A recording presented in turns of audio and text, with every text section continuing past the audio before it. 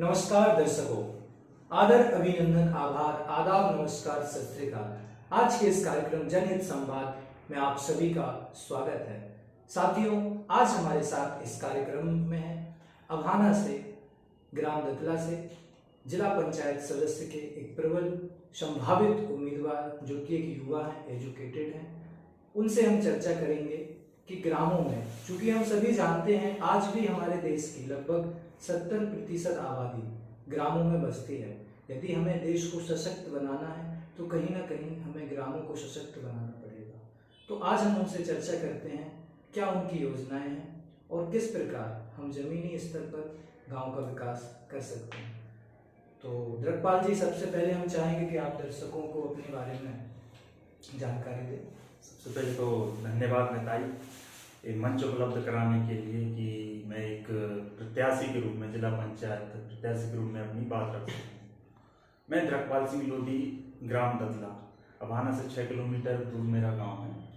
मैं लगातार गांव-गांव जाके लोगों की समस्याओं को उजागर कर रहा हूँ, जनहित के मुद्दे उठा रहा हूँ, किसानों, मजदूरों, महिलाओं की आवाज़ को बुलंद कर रहा हूँ। पिछले लगभग 1-2 साल से मैंने, चाहे पर्यावरण की बात हो, चाहे शिक्षा की बात हो और ख़ास तौर पर किसानी की बात हो, मैंने इन जरूरी मुद्दों को पुरजोर तरीके से उठाया है। ठीक है, क्या आपकी इस यात्रा के दौरान आपने क्या पाया कि क्या आज भी समस्याएं हैं और कौन से ऐसे कार्य हैं जिन पर हमें विचार करने की जरूरत है? समस्याएं, अब घर से निकलो तो समस्याएं हैं। आज भी हम देखते हैं कि आज़ादी के 75 वर्ष हो गए हैं हमें आज़ाद हुए, लेकिन हमारे जो गांव हैं वो मूलभूत सुविधाओं का वहाँ पे अभाव है। इस दौरान जो यात्रा मैंने गांव-गांव जाकर की, इस यात्रा में मुझे ढेरों ऐसे गांव मिले जहां आज भी एक नल नहीं लगा, आज भी वहां सड़क नहीं है, आज भी अगर वहां ट्रांसफार्मर खराब हो जाता है 2-2, 3-3 साल वहां ट्रांसफार्मर नहीं रखता। तो विकट से विकट स्थिति है हमारे ग्रामों की। वैसे ही बुंदेलखंड हमारा पिछड़ा क्षेत्र है भारत में, और बुंदेलखंड में भी कहा जाए तो हमारा दमोह और पिछड़ा है।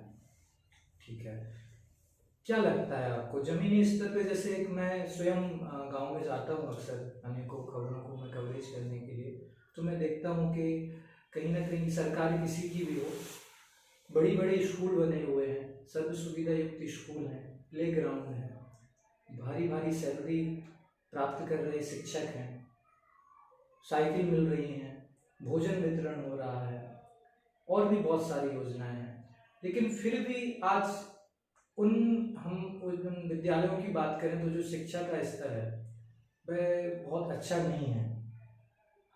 हम कैसे इस स्तर को सुधार सकते हैं? इसके लिए भैया हमें थोड़ा पीछे ही जाना पड़ेगा, क्योंकि जहाँ से जो आज वर्तमान में सरकारी स्कूलों में जो शिक्षक हैं वो जो योग्यता रखते हैं और वर्तमान में जिस शिक्षा की जरूरत है, वो कहीं भी मैच नहीं खाती दोनों की। मतलब बोला जाए तो जिस समय में उन शिक्षकों की भर्ती हुई थी और आज जो वर्तमान में शिक्षा की जरूरत है, आधुनिक युग है, टेक्नोलॉजी का युग है, तो वो चीज मैच नहीं खा पा रहे हैं। अच्छा, दूसरी बात ये आती है कि जो सरकारी स्कूल है हमारे गांव देहात में जब हम देखने जाते हैं तो वो शिक्षा से ज्यादा उनको दूसरे कामों में उलझा दिया जाता है। चाहे वो वोटर का काम, चुनाव आए हैं, अभी चुनाव आ रहे हैं तो उनको चुनावों में उलझा दिया जाएगा, वोटर लिस्टों को बनाओ, ऐसा करो वैसा करो, वो शिक्षा पे ध्यान नहीं दे पाते। अब दूसरी बात, सबसे बड़ी बात, अगर शिक्षा में सुधार करना है तो सबसे पहले तो गांव देहात के जो पेरेंट हैं उनको थोड़ा जागरूक होना पड़ा, समाज को जागरूक होना पड़ेगा। क्योंकि हम देखते हैं जब गांव में टीचर जाते हैं बड़े खेद के साथ कहना पड़ रहा है, और ये हकीकत है, हर गांव की स्थिति यही है कि जो शिक्षक है वहाँ के, वो शिक्षा पे ध्यान नहीं दे रहे हैं। आते हैं तो कम से कम 2-3 घंटे तो बस बैठे ही रहते हैं। स्कूल प्रशासन के अलावा कौन जिम्मेदार हो सकता है कि यदि वे लोग इस पे कोई एक्शन लें और सुधार करें? स्कूल प्रशासन, चूंकि कहीं ना कहीं उनकी कमी है ना शिक्षा स्तर की। ऐसा स्कूल प्रशासन के अलावा ग्रामों में कौन व्यक्ति हो सकता है जो इस पे कार्य कर सकता है? अगर जागरूक सरपंच कहने तो एक, अगर गांव से एक व्यक्ति भी अगर जागरूकता फैलाए और बात रखे, लेकिन अगर सरपंच, वहाँ के जनपद सदस्य, उस क्षेत्र का एक जिला पंचायत सदस्य होता है, बड़ा प्रतिनिधित्व करता है 30-40 हजार जनता का, तो ये जो जनप्रतिनिधि होते हैं अगर ये शिक्षा पे ध्यान दें तो शिक्षा व्यवस्था बदली जा सकती। वर्तमान में शिक्षा की स्थिति ये भैया कि नई शिक्षा नीति आई है, आपको भी जानकारी हुई, लेकिन जब हम शिक्षकों से पूछते हैं कि नई शिक्षा नीति क्या है, क्या उस पर आप काम कर रहे हैं, तो उनको खुद नहीं पता कि नई शिक्षा नीति क्या है। तो मुख्य आभाव हम मानते हैं कि जो वर्तमान में शिक्षक है वहाँ, वो खुद इतने पिछड़ेपन से जूझ रहे हैं, उनका स्तर। बिल्कुल, कई स्कूलों में आज भी ऐसे शिक्षक हैं जिनको खुद अच्छे से अभी इंग्लिश पढ़ना नहीं आता, ये विडंबना है। एक और मैंने समस्या नोट की है और हम सभी इस बात से परिचित हैं, हमारे दर्शक भी परिचित होंगे। अभी गांव-गांव में बहुत सारे जो है शौचालय बनाए गए हैं और स्वच्छता मिशन के अंतर्गत लाखों करोड़ों अरबों रुपए इस पे खर्च हुए हैं। तो आज भी जो है, देखिए, हमेशा सरकार पर ही दोष मढ़ना कतई मैं उचित नहीं समझता। कहीं ना कहीं जनता, आज मैं देखता हूँ कि उन शौचालयों में भूसा भरे हुए हैं, कोई उन शौचालयों में बकरी बांधता है, कोई उन शौचालयों में कंडे रखते हैं और कोई लकड़ी रखता है जो जलाऊ लकड़ी होती है। किसी के घर में अनाज की बोरी ही रखी है, किसी के घर में शौचालयों में मैं आपको बताऊं खाद बीज रखे हुए हैं। तो क्या लगता है जमीनी स्तर पे हम कैसे काम कर सकते हैं, कैसे सुधार कर सकते हैं? भैया, आपने जो पहला प्रश्न किया था, पहला और आगे भी आप जितने भी प्रश्न पूछेंगे, सबकी मूल जड़ है शिक्षा, जागरूकता। तो ये कमी कहीं ना कहीं हमारी जागरूकता में, गांव देहात में उस चीज की अभी जागरूकता है ही नहीं। मतलब दूसरी बात, अगर आपने बोला शौचालय, इसका एक बहुत बड़ा कारण है कि हम कहते हैं कि अपन सब सरकार को दोष नहीं देना चाहिए, बिल्कुल नहीं देंगे अपन, लोगों में जागरूकता है, लेकिन आज भी कई गांव ऐसे जहाँ पानी का अभाव। तो ये थोड़ी मजाकिया बात लगेगी, लेकिन जब हम अपन उनसे बोलते हैं कि भैया ऐसी ऐसी बात है और आप शौचालय में जाया करो जी, तो नहीं कहते हमें बाहर जाने में एक लोटा लगता है। हाँ। शौचालय में जाएंगे तो हमें एक पूरी बाल्टी चाहिए, पूरी बाल्टी लगेगी। तो ये चीज अगर हम पहले वहाँ पानी की सुविधा पहुंचा पाते हैं तो बहुत हद तक अपन स्वच्छता अभियान को कारगर रूप से जमीनी स्तर पर उतार पाएंगे। इसका बहुत बहुत बड़ा कारण हमने ये देखा है कि पानी का अभाव। ठीक है, लेकिन कई गांव ऐसे भी हैं द्रकपाल जी के जहां पानी की व्यवस्था है, उनके घरों में कुआं है। तो इस स्थिति में आप क्या बोलेंगे कि कैसे हम सुधार, क्योंकि आप भी गांव से आते हैं, तो हमारा उद्देश्य है कि हम क्या करें ऐसा कि एक इन समस्याओं का समाधान हो सके। अगर अब सबसे पहले अगर हम जागरूक लोगों को, पढ़े लिखे लोगों की एक टीम बनाए संगठित रूप से गांव देहातों में, जैसे शिक्षा की बात की थी, अगर हम शिक्षा में इस बच्चों को, वहाँ के टीचर ये प्रेरित करें कि भैया अपने पिताजी लोगों से, माँ बाप से बोलो कि स्वच्छता में ये काम करना है, तो आने वो तो सजग होंगे स्वच्छता के प्रति, बल्कि उनके माँ बाप भी सजग होंगे, टीचर बोलेंगे। और इसके साथ साथ अगर युवा एकजुट हो, जागरूक युवाओं की हम टीम बनाए, वो एक अभियान चलाएं, तो ये बहुत कारगर होगा।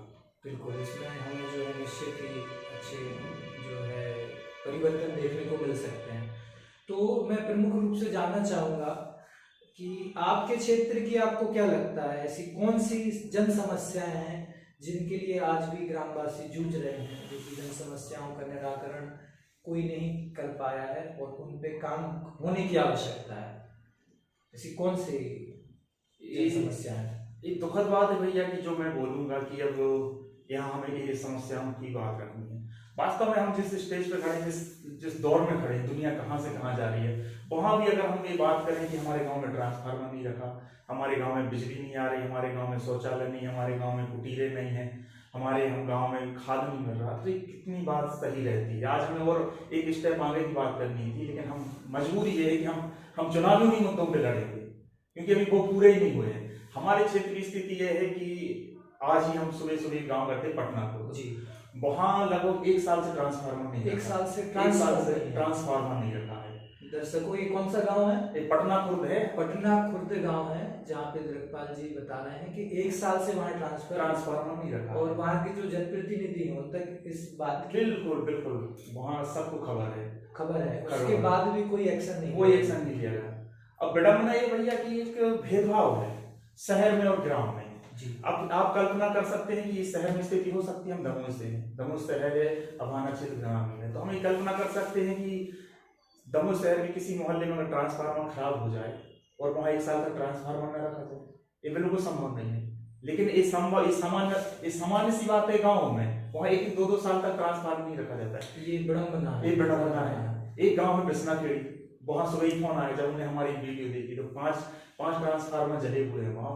5 ट्रांसफार्मर कम से कम 6 महीने से नहीं रखे। 6 महीने से नहीं 6 महीने से नहीं रखे। क्या बिजली का बिल नहीं भरते हैं क्या वहाँ के लोग? बिजली का बिल भरते बिल भरते हैं, हैं। सब भरते हैं, लेकिन बात ये तो अचंभा वाली बात है कि 6-6 महीने से 1-1 साल से ट्रांसफार्मर नहीं है। दर्शकों, आप खुद सोचिए, यदि आपके घर में 1 महीने तक लाइट ना आए, 2 हफ्ते तक लाइट ना आए, तो आपकी क्या स्थिति होगी। और आज भी ऐसे गांव हैं ट्रांसफार्मर जल जाते हैं 6-6 महीने तक, 1-1 साल तक जो है जनप्रतिनिधि सुनते नहीं हैं। तो जनप्रतिनिधियों का, ऐसे जनप्रतिनिधियों का आप चुनाव करें, आपको लगता हो जो इतने सक्षम हो कि आपकी जन समस्याओं का जो है समाधान कर सके। रिकपाल जी, एक और विषय पे मैं बात करना चाहूँगा कि भ्रष्टाचार का तो एक मुद्दा जो है वह तो एक देशव्यापी मुद्दा है। हाँ, इसको हम विश्वव्यापी भी कहें तो कोई दो राय नहीं होगी। लेकिन चूंकि हम ग्रामों में रह रहे हैं, अभी हम ग्रामों की बात कर रहे हैं, हमें यदि देश का विकास करना है तो कहीं ना कहीं हमें ग्रामों में सुधार करना पड़ेगा। सबसे ज़्यादा जो है भ्रष्टाचार की भेंट जो है आज की ग्राम पंचायतें और ग्राम सभाएं हैं। आप इस बात से कितना सहमत हैं और किस प्रकार चलते हैं? चूँकि आप कहीं ना कहीं जमीन से जुड़े हुए, एक आप खुद एक किसान पुत्र हैं, आप खुद एक किसान हैं, तो क्या इसकी पूरी रूपरेखा कैसे होगी? भ्रष्टाचार का आलम है भैया कि जैसे जब कुटीरों को लेकर बात करता हूँ तो कुटीर नहीं आए तब तक तो एक मान भी लेते हैं कि चलो कोई पैसे देगा कि भैया हमारी कुटीर आ जाए। गांव देहात में भी 2-2.5 लाख 1.5 लाख रुपए आने हैं तो 100-200 रुपए दे दिए कि सरपंच को या सचिव को कि हमारी कुटीर आ जाए। लेकिन एक गांव है हिनौती, बुरी हिनौती करके गांव है, वहां स्थिति है कि कुटीरों के पैसे आने के बाद 2-2 हजार रुपए लिए गए। अच्छा। और वो किसी सचिव ने नहीं लिए, वो किसी सरपंच ने नहीं लिए, वो किसी आम व्यक्ति ने लिए, कोई दबंग ने लिए। अब इतना शोषण, इस स्तर तक लोगों का शोषण हो रहा है भ्रष्टाचार में।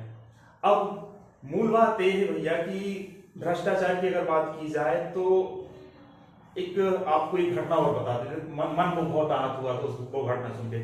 तो कल की बात है, मैं झिन्ना गांव में बैठा था, तो झिन्ना में एक परिवार ऑटो रिक्शा है, एक व्यक्ति ऑटो रिक्शा चालक है। अभाना अंतर्गत? हाँ, अभाना के अंतर्गत आता है, नोएडा रोड पे है।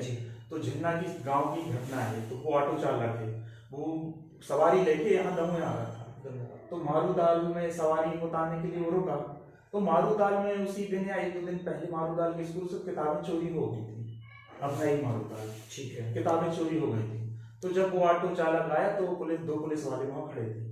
पुलिस वालों ने उनसे बोला कि किताबें रखो और वहां तक छोड़ने चलना है। तो उसने बैठा लिया कि ठीक है, किताबें आगे वो कर देंगे। अब उसने वो किताबें रखी और उसी को थाने में ले गया और उसी पे केस बना दिया कि तुमने चोरी की है। अच्छा, एक प्रत्यक्ष घटना है, अभी कुछ दिन पहले की घटना है। तो इस बात का क्या, देखिए, साक्ष्य और प्रमाण होना जरूरी है। बिल्कुल साक्ष्य है, वो साक्ष्य के साथ बात कर रही है, साक्ष्य है, साक्ष्य के साथ बात कर रहा हूँ। आपने जो वहाँ के क्षेत्रीय आला अधिकारी हैं, आपने कल ही घटना मुझे पता चली और आज जैसे भ्रष्टाचार की बात है तब मैं रखा कि सिस्टम जिनके हाथ में जिम्मेदारी है वही जब सिस्टम के रखवाले अगर ऐसी हरकत करें, इसके आगे फिर क्या हुआ सुनिए आप कि उसको तो रखा जेल में, उस पर केस बनाया गया। जो सवारी के रूप में 2 महिलाएं थी उनके साथ में, उनको भी जेल भेजा गया। कम से कम 4 से 5 दिन वो जेल में रहा, वो महिलाएं जेल में रही। तो मैं इसके लिए आपसे यही कहूँगा कि आप जो आला अधिकारियों तक जो है इस बात की साक्ष्य के साथ आप वो करें और इसमें निश्चित ही कार्रवाई होगी। हाँ, लेकिन आलम जो है वो बहुत गंभीर है ना। अगर हल्की सोचे भ्रष्टाचार हल्की, तो मैं एक ही मानता हूँ कि डर, लोगों में डर होना चाहिए, अधिकारियों में डर होना चाहिए, जनता का डर होना चाहिए। सोसाइटी की घटना है हमारी, धान खरीदी हो रही थी तो कोई रिजेक्ट की गई। पिछले कुछ दिनों में धान 1-2 किसानों की धरी धान खरीदी रिजेक्ट की गई, तो मैं लगातार किसानों के मुद्दे उठाता रहता हूँ। तो ये मैं नहीं कह रहा हूँ, मैं व्यक्ति नहीं हूँ। अगर विचार के रूप में बात करूँ कि कोई दरख्त मालिक विचार रहते चल रहा है कि किसानों के मुद्दे उठाने पुरजोर आवाज करना है, तो मैं उस बात को लेकर अपनी बात रख रहा हूँ कि वहाँ एक अफसर थी, मैम थी, वो उन्होंने कहा कि अरे भल्लो इनकी धान भल्लो किसान की, वरना ऐसा ना हो कि दरख्त पाल आ जाए तो फिर बड़े अधिकारियों को आना पड़े। तो क्यों उनको ये डर आया उनके मन में? क्योंकि हमने लगातार किसानों की आवाज, किसानों ने जागरूकता से अगर वो अधिकारी में डर हो, हाँ, तो कोई ईमानदार व्यक्ति हैं, लोग हैं, वो खड़े हो जाएंगे हमारे विरोध में। तो यहाँ पे सीधा सा संदेश निकल के कह रहा है दर्शकों कि यदि आपको कहीं भी कुछ गलत दिखता है तो हो सकता है एक व्यक्ति की, दो व्यक्ति की या तीन व्यक्तियों की आवाज़ दबा दी जाए, लेकिन यदि आप लोग साथ में मिलकर, यदि आपको लगता है, ये आपके मौलिक कर्तव्यों में से एक है, संविधान आपको अधिकार देता है कि कोई भी आपका जो है शोषण नहीं कर सकता। अब बात ये आ जाती कि हम ये सोच लेते कि हम आगे क्यों आए, मैं ही आगे क्यों आऊँ। तो आपको कुछ लोगों को मिलके आगे आना पड़ेगा, तभी हम जमीनी स्तर पे जो है इस पे सुधार कर सकते हैं, ऐसा कहना है द्रकपाल जी का।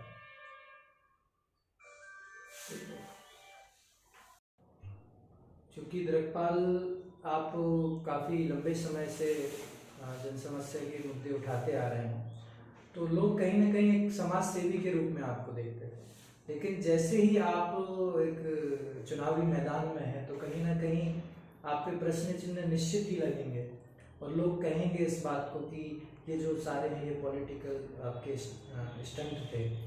इन बातों को आप कैसे खारिज करेंगे, और क्या तथ्य है कि हाँ ये आपके पॉलिटिकल स्टंट नहीं थे, आप वास्तव में जो है बदलाव लाना चाहते हैं? मैं मानता हूँ भैया कि अगर कोई व्यक्ति समाज में सुधार लाना चाहता है या किसी भी क्षेत्र में सुधार लाना चाहता है, एक अच्छे व्यक्ति का परम कर्तव्य है कि वो ताकत हासिल करे। कैसे कैसे लोग पैसे कमाते हैं गलत कामों के लिए, अपनी अय्यासी भरे जीवन जीने के लिए ताकत हासिल करते हैं। तो मैं तो मानता हूँ कि अगर अच्छा व्यक्ति समाज में बदलाव लाना चाहता है तो उसे जैसे भी, चाहे पैसा कमाना पड़े, चाहे राजनीतिक सत्ता हासिल करनी पड़े, व्यापार को बढ़ाना पड़े, उसको जो करना पड़े वो करे, तभी वो समाज में बदलाव ला सकता है। तो एक अच्छे व्यक्ति का परम कर्तव्य है ताकत हासिल करना।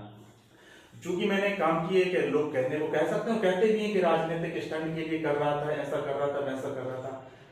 चलो मैं ये बात एक एक स्वीकार करता हूँ कि आप जो लोग, अन्य लोग उनसे तुलना की जा सकती, बस और कुछ नहीं की जा सकता है कि मैंने जो जो किए तो वो और लोगों ने क्यों नहीं किए। फिर वो अगर वो राजनीतिक स्टैंड ही थे, अगर बक्सवा जंगल की बात उठाना, वो मेरे कार्य क्षेत्र से बाहर आता भैया। जिला पंचायत बहुत छोटा सा क्षेत्र है, बक्सवा बहुत दूर है जी। वो मैंने बक्सवा जंगल का मुद्दा उठाया। ग्वालियर में मैं लोकतंत्र यात्रा करने के लिए गया। आज भी जब ग्रामवासी मुझे गांव में समस्या सुनाने बुलाते हैं तो वो ज्यादातर मेरे जिला पंचायत क्षेत्र से बाहर रहते हैं। अगर मेरा मुख्य उद्देश्य सिर्फ राजनीति ही होता तो मैं सिर्फ अपने क्षेत्र पर ध्यान देता। मेरा उद्देश्य कभी नहीं रहा सिर्फ राजनीति। एक बात और आती है कि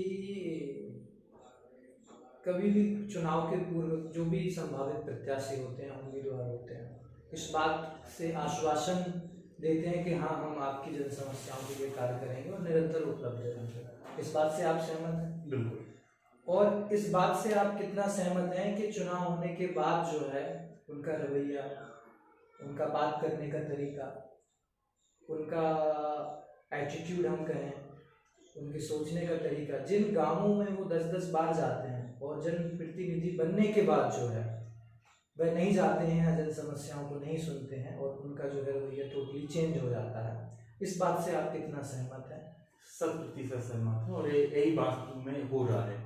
यही आज भी जहाँ जहाँ मैं गांव में जाता हूँ तो यही देखने को मिलता है। ना वहाँ विधायक आए, ना वहाँ सांसद जी आए, ना वहाँ जिला सदस्य आए, ना वो एक क्षेत्र की विशेष की नहीं बात कर रहा हूँ, ये लगभग पूरे बुंदेलखंड की स्थिति ये है। अगर आए होते तो जो छोटी छोटी समस्याएं लोग मुझे सुना रहे हैं वो समस्या ही नहीं होती। हम ऐसा क्या कर सकते हैं एक जनता के रूप में कि उनको आने को हम चुनाव उनके जीतने के बाद भी विवश करें? ऐसे क्या प्रयास किए जा सकते हैं? मैं इसको एक उदाहरण के रूप से समझाता हूँ। जबीरा विधानसभा एक गांव में भजिया, साका भजिया, तो वहाँ पे लोगों ने मुझे बुलाया कि भैया हमारे यहाँ एक नल लगा है। वहाँ 4 बजे से महिलाएं पानी भरे, रात के 11 बजे तक। मैंने खुद देखा है। वहाँ मैं गया, ग्रामवासी को इकट्ठे किया, महिलाओं को, बच्चों को एक छोटी सी सभा की वहाँ बैठा के, लाइव चलाया फेसबुक पे। तुरंत उन्हीं के सामने मैंने विधायक जी को फोन किया लाउड स्पीकर पर, और विधायक जी ने आश्वासन दिया कि काफी समस्याओं का हल होगा, यहाँ ट्रांसफार्मर रखा जाएगा, नल जल योजना की शुरुआत की जाएगी। नहीं हुआ। मैं फिर पहुंचा वहाँ, फिर गाँव वाले एकजुट, फिर कैमरा चालू, फिर लाइव चालू, और गाँव वालों ने जैसा आया मन में वैसा विधायक जी को कहा। और तीसरी बात ये था कि कुछ दिन बाद विधायक जी को वहाँ खुद आना पड़ा, मजबूरी हो गई। तो जब ग्रामवासी एकजुट हो जाएंगे अपनी समस्याओं को लेकर, अपने हक को लेकर, तो ऐसा कोई स्थिति नहीं कि वहाँ विधायक सांसद सुने ना। मतलब जितनी गलती उन जनप्रतिनिधियों की है, किसी भी पार्टी के हो, किसी भी क्षेत्र के हो, उतनी ही गलती उन ग्राम वालों की भी है जो उसको सह रहे हैं, उससे कहीं ज्यादा। उससे कहीं ज्यादा। इसलिए क्योंकि एक तो गलत जनप्रतिनिधि को चुनते हैं जी, और चुनने के बाद गलत जनप्रतिनिधि से सवाल भी नहीं करते। सवाल भी नहीं करते हैं और बात करते हैं कि विकास नहीं होता। बात करते हैं विकास नहीं होता। और स्थिति ये है कि चुनाव के टाइम पे जनता खुद या तो जात पात देखती है या बड़े बड़े खानदान देखती है। ठीक है। आपको क्या लगता है कि यदि मान के चलिए आप एक जनप्रतिनिधि यदि आप बनते हैं भविष्य में, तो इस बात की क्या गारंटी है कि आप इसी प्रकार से ग्रामों में जाएंगे और समस्याओं को समाधान करने का प्रयास करेंगे? इस बात का आप कैसे विश्वास दिलाएंगे? विश्वास कुछ नहीं भैया, एक नशा होता है कुछ भी चीज का। तो मैं तो जब कुछ नहीं था ना, तब मैं लगातार तो 1-2 साल से एक काम कर रहा हूँ। तो एक चीज, एक जीवन रहता है ना कि जीवन में कुछ ऊपर कुछ लक्ष्य अपन का रहता है, कुछ अच्छा करके जाना है। पैसा सब लोगों के पास है, भंडार है सब चीजों का, पद प्रतिष्ठा, इनसे भी ऊंचे एक रहता है कि हम जीवन में सार्थकता ला सके, कुछ ऐसा कर रहे हैं अपने एक जीवन में। भगवान ने एक जीवन दिया, उसका भी पता नहीं हमें कब निपट जाना है संसार से। तो एक सार्थक कुछ करके जाए। और सार्थकता मुझे काम में मजा आता है। मुझे अगर खाने ना मिले तो चला, लेकिन अगर किसी गांव में जाए, वहां के चला के मुद्दा उठा ले तो मुझे सुकून मिलता है। मैं सुकून से कंप्रोमाइज तो करूंगा नहीं। मैं तो लगातार करता ही रहूंगा। एक और व्यंग्य है कि हम देखते हैं कि कोई भी जब प्रत्याशी या उम्मीदवार किसी भी चुनावी रण में होता है, चुनाव से पहले इतना विनम्र होता है कि वह घर घर जाके जो है सम्मान के रूप में पैर पड़ते हैं और उनको प्रयास करते हैं, कैनवॉसिंग करते हैं, और बाद में वो सीधे मुंह तक बात तक नहीं करते। आपने इस बात से आप सहमत हैं? सहमत है। तो ऐसा सत्ता का ऐसा कौन सा, ये कोई नशा चढ़ जाता है या ऐसा क्या हो जाता है कि उनके अंदर इतना परिवर्तन आ जाता है? क्या लगता है आपको? ये मैं भी कई बार जैसे सोचता हूँ, बड़ी अजीब बात लगती है मुझे कि क्यों। और मान लो किसी व्यक्ति पर ताकत हासिल हो रही, कोई विधायक या जिला पंचायत सदस्य मर रहा है, तो उसको तो और आगे की सोचना चाहिए और विनम्र जाना चाहिए कि मतलब अगर वो जनता के सामने विधायक होने से पहले कुर्सी पर बैठता था, तो स्थिति वो होनी चाहिए कि वो बिल्कुल जनता के सामने 74 रुपए जमीन पर बैठे। इतनी विनम्रता होनी, क्योंकि वो पद ऐसा है, उसकी गरिमा ऐसी, उसका काम ही है जनता की सेवा करना। बिल्कुल सेवक है, जनता के सेवक है। लेकिन वो बिल्कुल उल्टा रहा है, मतलब अकड़ गुरूर ये सब स्वाभाविक सब बिल्कुल आ जाता है। और फिर बहुत बात हुई है कि अपन इसीलिए तो अपन शास्त्री जी नहीं निकाल पाते इसमें दोबारा। एक और जो विडंबना है, एक समस्या है जिसपे अक्सर मुझे लगता है कि विचारणीय है कि यदि कोई आज के समय में राजनीति में जो युवा हैं, एक तो अच्छे युवा आना नहीं चाह रहे हैं, और यदि आते हैं तो एक ऐसा प्रोपोगेंडा तैयार किया जाता है कि उनके ऊपर धाराएं लगा दी जाती हैं, उनके ऊपर जो है राजनीतिक दबाव डाला जाता है। क्या है ये पूरा प्रोपोगेंडा? क्या आइडियोलॉजी है इसके पीछे? भैया अगर एक व्यक्ति भी समाज से अच्छा निकल के आया जो इन भ्रष्टाचारियों की पोल खोले, जनता की आवाज को बुलंद करे, तो फिर जिन मुद्दों पे ये चुनाव लड़ते हैं वो मुद्दे ही खत्म हो जाएंगे धीरे धीरे, जनता जब जागरूक होगी। ये आज भी चाहते हैं आजादी 75 साल बाद कि हम ट्रांसफार्मर रखवाएं किसी गांव में और वहां पर ये कहें कि भैया विधायक जी ने रखवा दिया। वास्तव में आज स्थिति ये होनी चाहिए, शिक्षा स्वास्थ्य की बात होनी चाहिए थी, लेकिन वो मुद्दों को बनाए रखते हैं। अगर मुद्दों को बनाए रखेंगे तो राजनीति बरकरार रहेगी।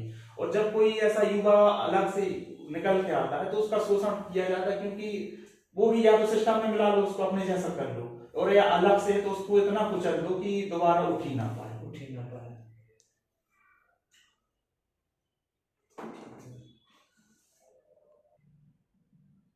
धृतपाल जी, अभी सोशल मीडिया पे हम देखें तो बड़ा ट्रेंड हो रहा है कि चुनाव के समय जो है और जिले में बड़े बड़े वादे और दावे किए गए थे। ऐसे कौन से दावे हैं और वादे हैं, आप इस बात से परिचित हैं? स्वास्थ्य संबंधी वो दावे थे और वादे थे। हाँ, स्वास्थ्य संबंधी जो वादे किए जिनके इर्द गिर्द पूरा उपचुनाव घूमा। एक तो सत्ता पक्ष से वादा किया गया था मेडिकल, और एक विपक्ष पर से वादा किया गया था सीटी स्कीम। दोनों ही वादे अधूरी हैं। ये लोकतंत्र का मजाक है, सीधे सीधे जनता का मजाक है, कि जनता की भावनाओं को मजाक है कि कोई बड़े बड़े नेता आते हैं, भूमि पूजन करके चले जाते हैं, और आज एक ईंट तक नहीं लगी। और उससे और सुना है घोषणा भी हुई है, और जिसमें कि हमारे जिले का नाम नहीं। बड़ी विडंबना यही है, उससे बड़ी विडंबना यही कि जगह जहाँ पे भूमि पूजन कर दिया गया, लेकिन वहां जब नए मेडिकल की घोषणा की गई तो उस जिले में दमोह जिले का नाम नहीं है। युवाओं का क्या स्पष्ट होना चाहिए? हालांकि सोशल मीडिया पे और हम उस पर बात करें तो काफ़ी इस बात की जो है खिल्ली उड़ाई जा रही है कि भूमि पूजन हो गया तो क्या भूमि पूजन करना ही क्या कोई विकास की नई इबारत है? क्या आप इस भैया कैसे देखते हैं? अगर दंगों को सच में अपना विकास चाहिए तो दंगों को कम से कम अब एकजुट हो जाना चाहिए, खासतौर पर इन मुद्दों को लेकर। अगर मेडिकल कॉलेज की यहाँ घोषणा की गई है, सीटी स्कैन मशीन की यहाँ घोषणा की गई है, तो इन मुद्दों को लेकर दंगों पूरे दंगों शहर को एकजुट होना चाहिए राजनीति से ऊपर उठकर। अभी तो आचार संहिता लगी है, लेकिन मैं यहीं से आपके मंच से लोगों से अपील करता हूँ कि एक बड़ा आंदोलन खड़ा करने की जरूरत है मेडिकल कॉलेज को लेकर। एक मजाक है, और कम से कम ऐसा आंदोलन खड़ा करने की कोई नेता एक अपन छवि छोड़ पाए प्रदेश स्तर पर कि दोबारा कोई नेता ऐसा भद्दा मजाक करने की, झूठा वादा करने की कोशिश ना करे, कोई जरूरत ना करे। तो जगपाल जी का कहना है कि यदि आपको आगे आना होगा, आवाज उठाना होगा, हालांकि अभी हम सभी से यही निवेदन करेंगे, चूंकि आचार संहिता लागू है, हम सभी को मिलकर आचार संहिता का जो है पालन करना है, उसका सम्मान करना है। उसके उपरांत जो है ठीक है, क्योंकि भैया जब तक अपन इन मुद्दों पे जो नेताओं ने मुद्दे वादे किए उन बातों पे अपन चर्चा नहीं की तो लगातार चलता रहेगा। इससे पहले भी किसानों के साथ मजाक किया गया था। एक बड़े नेता ने, बीजेपी के सत्ता पक्ष के नेता ने, जो अभी वर्तमान में मंत्री हैं, बुंदेलखंड से आते हैं, तो उनने किसानों की कर्ज माफी का वादा किया था, सुर्खी की बड़ी रैली है जी, तो आज तक वो वादा भी पूरा नहीं हुआ है। तो जब तक किसान, शहरी लोग, ये सब लोग इन नेताओं का विरोध नहीं करेंगे, तो क्या आजकल ऐसा हो गया कि वादा किए ही जाते हैं ना निभाने के लिए, ना निभाने के लिए की जाते, प्रलोभन देने के लिए, जन क्षणिक वो रहता ना, लोगों में फैम फैलाने के लिए, भैया ये वादा हुआ, जनता आकर्षित हो जाए उन वादों से, तो हो भी जाती है जनता। मेडिकल कॉलेज आएगा, भैया ये चीज जाएंगे, तो भैया ये चीज जाएंगे तो कर्ज माफी होगी, तो चलो वादा, तो 5 साल के लिए फिर अगला वादा तैयार कर लेते हैं। लेकिन इस दौरान 5 साल के दौरान जनता को लिख लेना चाहिए, घोषणा पत्र को अपने घरों में चिपका देना चाहिए, जो नेता घोषणा पत्र देके जाते हैं कि हम ये करेंगे, और जहां मिले उनसे कहा भैया घोषणा पत्र चिपका देना चाहिए, और जब भी वह आए आपके घर तो सबसे पहले वो घोषणा पत्र को पढ़वाना, उसके बाद उपरांत जो है बात करें। ये संदेश है जगपाल जी का। जगपाल जी, एक और विडंबना है, हम देखते हैं कि ग्रामीण क्षेत्रों में आज भी हम देखते हैं कई स्वास्थ्य सुविधाएं जो हैं चरमरा चुकी हैं, कई जगह तो बहुत बेहतर हैं। हम देखते हैं कई बार खटियों पे लोग मरीजों को लेकर आते हैं, कैसे इसको हल कैसे हम कर सकते हैं, और जमीनी स्तर पे क्या इसके सुधार हो सकते हैं? अभी तो डॉक्टरों का हमें खुद बड़ी वो है कि डॉक्टरों की अधिक से ज्यादा कमी है, डॉक्टरों की कमी है, डॉक्टरों की बहुत ज्यादा। जैसे अपना ये कि अपना अस्पताल है, जो सरकारी अस्पताल दंगों का है, यहाँ बहुत ज्यादा डॉक्टरों की कमी। तो अपन मेडिकल कॉलेज तो अपन बहुत आगे की बात कर रहे हैं, इस सरकार को ये देखना चाहिए, जैसे सरकार 6 मेडिकल कॉलेज खोल रही है, तो वहां कहाँ से लाएंगे सर ये डॉक्टर? मतलब अभी जो गांव में नहीं, अभी अस्पताल में बने रहते, जैसे शिक्षकों की कमी है, ऐसे डॉक्टरों की कमी, डॉक्टरों की कमी है, बहुत बड़ा समस्या है कि डॉक्टरों की कमी है। अपन खैर ठीक है, समस्याएं और कमी बहुत हैं, और इस संबंध में हमने चर्चा की जगपाल लोधी जी से। और दर्शकों, आपका प्रेम, स्नेह हमें हमेशा से मिलता आया है। आपसे एक उम्मीद है कि जनहित का जो संवाद का जो कार्यक्रम है, ये सिर्फ एक मंच है जहाँ पे हम आपस में चर्चा करेंगे, परिचर्चा करेंगे कि कैसे हम जमीनी स्तर पे जो मूलभूत समस्याएं हैं उनको हम कैसे समाप्त कर सकते हैं, और आप मिलके शासन प्रशासन का हम किस प्रकार उसमें सहयोग ले सकते हैं, जनप्रतिनिधियों को हम कैसे जागरूक कर सकते हैं, गांव-गांव में हम जनता को कैसे जागरूक कर सकते हैं, ये एक हमारा प्रयास है। यदि आपको लगता है ये प्रयास सही है तो आप हमें सपोर्ट करें। यदि आप फेसबुक पे देख रहे हैं तो लाइक कमेंट शेयर करें, यूट्यूब पे देख रहे हैं तो शेयर अवश्य करें। और यदि आप चाहते हैं कि आने वाले जो भी प्रतिभागी इसमें भाग लें, उनसे कौन से ऐसे प्रश्न हैं जो हमें पूछने चाहिए, तो वो आप हमें ईमेल कर सकते हैं, कमेंट कर सकते हैं। हम आपके नाम के साथ आने वाले कार्यक्रमों में उन प्रश्नों को पूछेंगे। आपका जुड़ा रहने के लिए, हम पे हमेशा विश्वास करने के लिए, बार बार हमें देखने के लिए आप सभी का बहुत बहुत धन्यवाद, बहुत बहुत आभार।